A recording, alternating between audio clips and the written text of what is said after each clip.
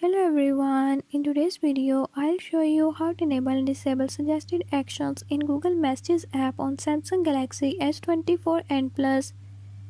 In this video I'm going to show you how to enable and disable it. Before I start, if you are new to my channel, don't forget to subscribe and hit the bell icon. Watch complete video and learn how you can do it. Let's watch the video.